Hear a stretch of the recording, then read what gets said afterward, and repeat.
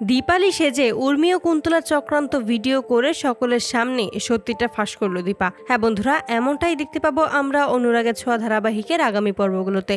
Dipa CCTV footage collect করেই আদালতে সবটা প্রমাণ করে দেয় যে কৃষ্ণ আসলে নির্দোষ। ফুটেজ দেখে শোনা বলে তার মানে কৃষ্ণ নির্দোষ। আমি এত বড় একটা ভুল করতে গিয়েছিলাম, আমার সাথে অন্য একজন নোংরামি করার চেষ্টা করেছে আর আমি কৃষ্ণকে ভুল বুঝেছি, আর সেই মা আমাকে আবার বাঁচিয়ে নিল, যেই মাকে আমি মোটেও পছন্দ করি না। সূর্য দীপার কাছে এসে বলে, আমি জানি তুমি আমার দীপা, আমি তোমাকে এতদিন ধরে খুঁজে বেড়াচ্ছি। কিন্তু দীপা সূর্যকে কোনো কথা না বলে সেখান থেকে চলে যায়। সকলেই যখন সেখান থেকে চলে যায় তখনই কুন্তলা বলে, আমি সেনগুপ্ত পরিবারটাকে এবারও ভাঙতে পারলাম না। কোথা থেকে দীপা এসে আবার নিজের পরিবারটাকে বাঁচিয়ে নিল। তবে এবার যে আসল অপরাধী খোঁজার জন্য অনুমতি দিল, এবার আমি রুডিকে কিভাবে বাঁচাবো?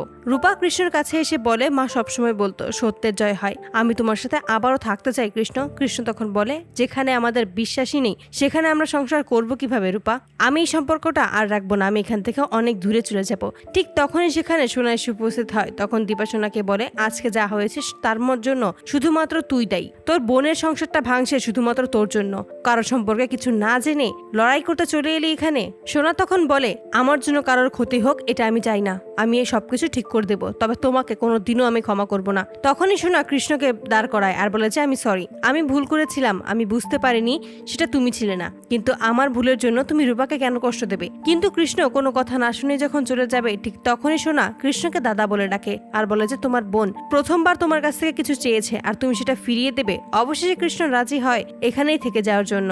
তখনই সেনগুপ্ত বাড়ির সকলেই সেখানে এসে উপস্থিত হয়। কৃষ্ণ তখন বলে, তোমার সাথে যে এই নোংরামিটা করেছে তাকে আমরা ঠিক খুঁজে বের করে শাস্তি দেব। প্রবীর সেখানে আসলে দীপা বলে, আমি আপনার কথা রেখেছি, আমি আপনার ছেলেকে নিজের মুখ দেখাইনি, আপনি না বলা অবধি কখনোই আর নিজের মুখ দেখাবো না। আপনি শুধু খেয়াল রাখবেন যেন আমার পুরো পরিবারটা ভালো থাকে, ওদের যেন কোনো বিপদ না হয়। ঠিক সেই মুহূর্তে সূর্য সেখানে আসলে দীপার সাথে কথা বলার চেষ্টা করে, কিন্তু দীপা কোনোভাবেই সূর্যের সাথে কথা বলে না এবং সেখান থেকে চলে যায়। সূর্য দীপার সাথে কথা বলতে চাইলে দীপা যখন এড়িয়ে চলে যায়, এই বিষয়টা কোনোভাবেই সূর্য মেনে নিতে পারে না। অপরদিকে কুন্তলা রুডিকে ফোন করে বলেছে, এবার তোমার মরণ ওই দীপা আর তার মেয়েরাই করবে। রুডি তখন বলে, তুমি এত রেগে আছো কেন? তুমি চিন্তা করো না, এবার আমি অন্য একটা ব্যবস্থা করব। অপরদিকে দীপা সেনগুপ্ত বাড়িতে আসে দীপালি সাজবে। ঠিক সেই মুহূর্তেই যখন বাড়ির সকলে চলে আসে তখন নিজের আসল পরিচয় উর্মির সাথে কথা বলতে চায় এবং উর্মিকে বিভিন্ন কথা বলে রাগিয়ে দেয়। উর্মি যখনই ঘরে চলে যায় তখনই বলে যে, এটাই সুযোগ, এখনই আমাকে দীপালি বেশে এখানে আসতে হবে। তখনই প্রবীরের সাথে দেখা হয়। প্রবীর তখন বলে, তুমি তোমার কথা রাখতে পারোনি, তুমি আবারও এখানে ফিরে এসেছো।